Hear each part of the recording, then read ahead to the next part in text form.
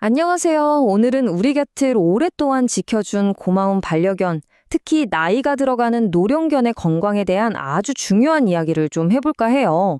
많은 분들이 그냥 아유, 나이가 들어서 그렇지 하고 넘겨버리는 그 신호들 속에 사실은 엄청난 비밀이 숨겨져 있거든요.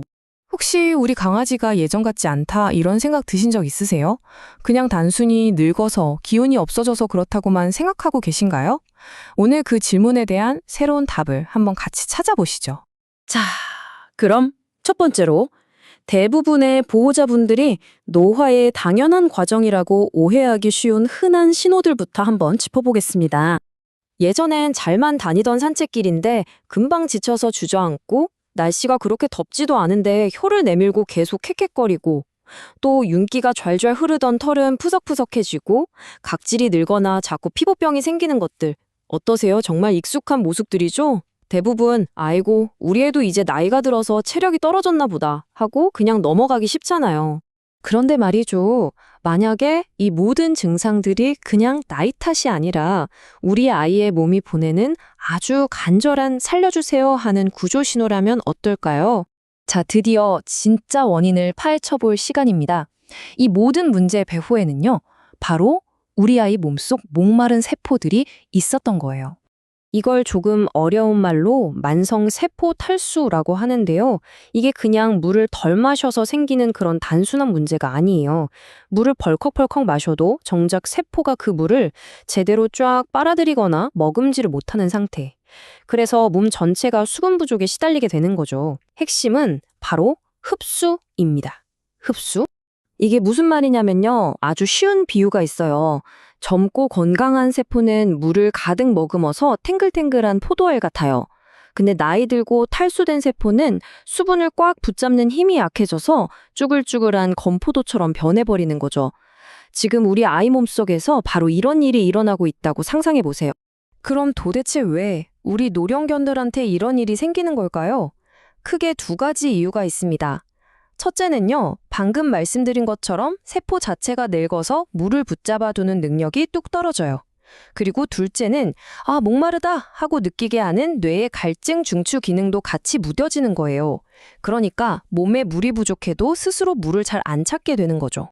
자, 그럼 이제 이 눈에 보이지 않는 세포 탈수가 우리가 매일 눈으로 보는 그 증상들하고 어떻게 딱 연결되는지 그 퍼즐을 한번 맞춰보죠. 자, 보세요. 몸에 물이 부족해지면요, 혈액이 끈적끈적하고 뻑뻑해져요. 그럼 심장은 이 뻑뻑한 피를 온몸 구석구석으로 보내려고 평소보다 훨씬 더 세게, 더 많이 펌프질을 해야겠죠? 이게 바로 과도한 헉헉거림의 진짜 원인이었던 겁니다. 동시에 우리 몸은 일단 살아남아야 하니까 뇌나 심장 같은 아주 중요한 장기들한테 물을 먼저 보내줘요. 그럼 어디가 맨날 뒷전으로 밀려날까요? 네, 바로 피부죠. 그러니 피부는 계속 건조해지고 각질이 생기고 각종 피부병에 시달리게 되는 겁니다. 아마 지금 많은 분들이 딱 이 생각하실 거예요.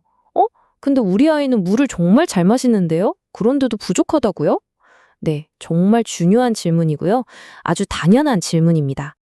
자, 그럼 이제부터가 진짜 중요합니다. 문제의 해결책으로 넘어가 봐야죠. 단순히 물을 마시는 것의 진짜 의미, 그리고 전해질이라는 마법의 열쇠에 대해 이야기해 드릴게요. 제가 다시 한번 강조할게요. 중요한 건 마시는 물의 양이 아닙니다. 세포가 그 물을 얼마나 쫙쫙 빨아들이느냐, 이게 포인트입니다. 오히려 탈수 상태에서 맹물만 계속 마시면요, 그 물이 흡수는 안 되고 소변으로 다 빠져나가면서 몸속의 미네랄까지 같이 가지고 나가버려서 탈수가 더 심해질 수도 있어요. 바로 이때 마법의 열쇠가 등장합니다. 그게 바로 전해질이에요. 나트리움, 칼륨 같은 미네랄인데요. 이 전해질이 바로 굳게 닫힌 세포의 문을 철컥하고 열어주는 열쇠 역할을 하는 거예요. 이 열쇠가 있어야 물이 세포 안으로 쑥 들어가고 또 쉽게 빠져나가지 않게 꽉 잡아줄 수 있는 거죠.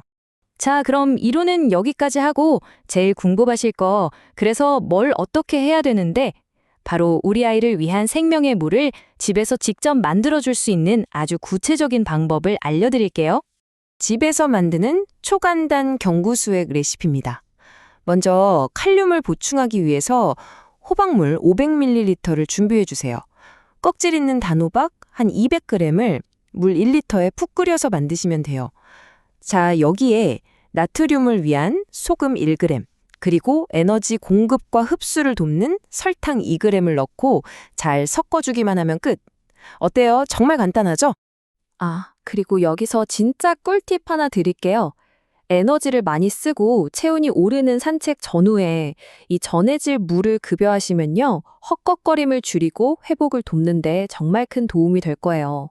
하지만 여러분, 이건 정말 중요하니까 꼭 기억해 주세요. 절대로 사람이 마시는 이온 음료 주시면 안 됩니다.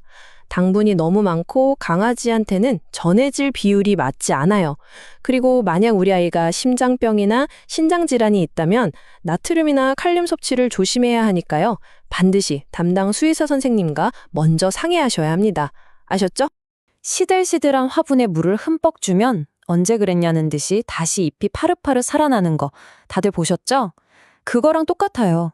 우리 아이들의 몸도 세포 하나하나가 수분으로 가득 채워지면 다시 활력을 되찾을 수 있습니다. 그러니까 우리 아이가 헉헉거리고 피부가 안 좋아지는 걸 더 이상 노화의 당연한 현상이라고만 생각하지 마세요. 오늘부터라도 여러분의 반려견에게 진짜 수분을 선물해 보세요. 이 작은 실천이야말로 우리 아이의 노년기를 훨씬 더 편안하고 건강하게 만들어줄 최고의 영양제가 될 겁니다.